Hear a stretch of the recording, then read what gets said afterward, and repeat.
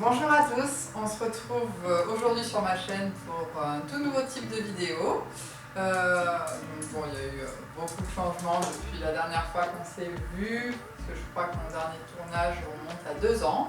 Donc on a une nouvelle maison, un nouveau décor, un nouveau canapé, mais Billy et McFly sont toujours là, et c'est l'essentiel. Alors, donc aujourd'hui, je veux vous parler du tartre chez nos amis les bêtes. C'est un problème qu'on rencontre très souvent. Le tartre, déjà, c'est quoi? On va commencer par là. Le tartre, c'est la plaque dentaire qui se dépose sur les dents. Donc ça, c'est quelque chose qui arrive à chaque fois qu'on mange, que ce soit nous, les animaux, etc. Et bien cette plaque dentaire qui se dépose, qui à la base est molle, va se calcifier à cause des sels minéraux présents dans la salive. Donc là, on comprend quoi? On comprend que en fait, le tartre dépend uniquement de la salive de l'animal. Donc en fait, chaque individu peut ou pas être sujet à faire beaucoup de tartre en fonction de la composition de sa salive. En général, on dit que les petits chiens sont plus sujets. Ça ne veut pas dire non plus grand chose. McFly qui est... Oui, je sais, il y a un os là-bas derrière, tu l'as vu, mais c'est pour après. McFly qui est quand même un chien moyen, a énormément de tartre.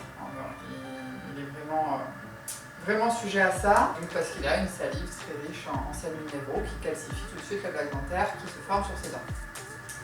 Qu'est-ce qu'on peut faire pour ça? Alors, plusieurs solutions. Déjà, le mieux, c'est de la prévention. C'est de prendre son animal dès le plus jeune âge, dès que vous venez de le récupérer, de l'adopter, et l'habituer tout de suite à un brossage des dents. 2 possibilités pour faire ce brossage. Donc, soit utiliser un doigtier. C'est un petit ustensile qu'on met sur le doigt avec une petite brosse au bout. On peut frotter avec ça. C'est peut-être plus pratique. Soit une brosse à dents pour chien, pour chat, ça se trouve en animalerie. Avec bien sûr un dentifrice adapté, il ne faut pas donner le nôtre, il faut donner un dentifrice spécialisé déjà par rapport au goût, parce que je pense que si on met un dentifrice gourmande dans la bouche d'un chien ou d'un chat, surtout d'un chat, il ne va pas être content du tout. Mon gros, Bibi. Et ensuite, il faut effectuer ce brossage 2 à 3 fois par semaine. J'avais pas fini, j'ai été coupée par Billy. Oui, donc déjà par rapport au goût, et aussi parce que la composition du dentifrice n'est pas la même, et dans les dentifrices pour animaux, il va y avoir des principes actifs qui vont justement essayer de contrer cette calcification de la plaque. Voilà. Non, toujours pas, c'est toujours pas l'heure pour l'os. Encore un peu. Le mieux, c'est que ça devienne une habitude avec le brossage. Voilà. Vu que tous les chiens et chats ont besoin d'être brossés pour enlever le poil mort et faire respirer la peau, le derme qui est dessous. Prendre la bonne habitude de 3 fois par semaine, hop, on se pose, c'est le petit temps pendant lequel on s'occupe de son animal. Un petit brossage de dents. Ça va avec, c'est vraiment le mieux pour eux. Ensuite, en prévention, donc ça, c'est la première chose à faire. En second, vous parlez de l'alimentation. Les aliments, tout ce qui est pâté, alimentation humide, c'est pas que ça va provoquer le tartre en soi, c'est que ça va pas avoir d'action mécanique. Voilà, si vous voulez, tout simplement, ça va moins frotter. L'aliment, il va fondre dans la bouche, donc du coup, il va pas y avoir ce frottement qui peut enlever un peu de plaque par action mécanique. Puis aussi le fait que ce soit humide, il va moins y avoir d'enzymes digestives dans la salive. La salive n'a pas besoin de dissoudre une pâtée qui est déjà molle, elle va avoir besoin par contre de dissoudre une croquette qui est dure. Donc pour pouvoir dissoudre cette croquette et la faire fondre après et qu'elle soit plus digeste, la salive va avoir plus d'enzymes digestives et donc là forcément ça va aussi arranger un petit peu cette plaque.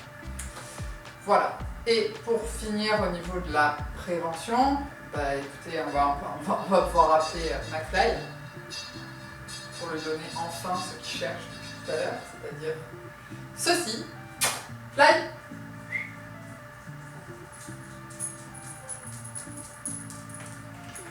Voilà, des petits os à mâcher, donc il y a plein de marques. L'essentiel c'est que ce soit en lamelle ou en cylindre, que ce soit un peu à la fois souple. Oui, non, on ne me voit plus à la caméra, là, qui descend, sois sage, fais le gentil chien.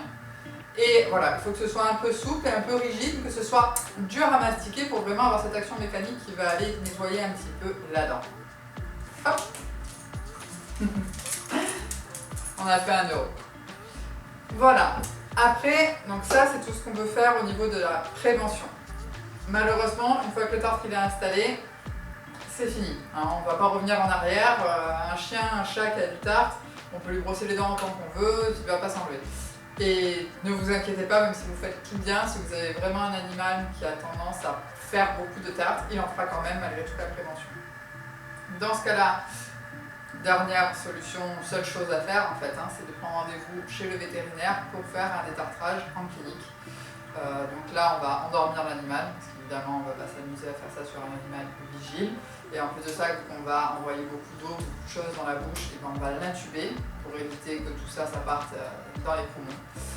Et là, après, on va aller enlever évidemment tout le tartre et repolir la dent de façon à ce qu'elle soit bien lissée et éviter que la plaque s'accroche trop facilement. Parce qu'il faut savoir que dès qu'il y a un peu de tartre, et ben la plaque elle va se mettre beaucoup plus facilement dessus que sur une dent lisse. Et là, c'est le début de la fin en fait. Hein. Plus il y a de plaques, plus elle se calcifie, plus il y a de tartre, et on peut finir avec vraiment des gros paquets de tartre accrochés aux dents. Pourquoi il faut traiter le tartre? Parce que, eh ben, évidemment, tout ça, tout ce tartre, voilà, toute cette plaque dentaire qui s'est calcifiée, c'est un gros nid à bactéries. Donc si on le laisse en place, eh ben, là, c'est la porte ouverte à beaucoup de choses. Donc bien sûr, tout ce qui est gingivite, inflammation,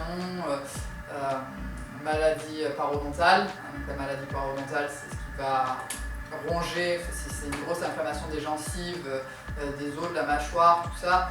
Et tout ça va être rongé par l'inflammation, par l'infection même, et jusqu'à ce que les dents se déchaussent.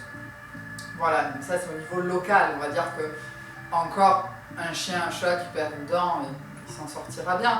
Mais ces infections peuvent avoir vraiment des conséquences plus dramatiques en provoquant d'autres maladies et entraîner notamment des complications cardiaques, rénales ou respiratoires. Voilà, donc c'est évidemment aussi cette infection qui provoque la mauvaise haleine. Hein. Si vous sentez que votre chien, que votre chat a mauvaise haleine, c'est qu'il faut faire quelque chose et qu'il faut prendre rendez-vous avec votre vétérinaire pour s'occuper de ça. Voilà, bah écoutez, je pense qu'on a fait un petit peu le tour du sujet. Si vous avez une question, n'hésitez pas à poster un petit commentaire et j'essaierai d'y répondre. Et bah écoutez, sinon, je vous dis à bientôt, j'espère pas dans 2 ans, mais plus rapidement que ça, dans une prochaine vidéo. Allez!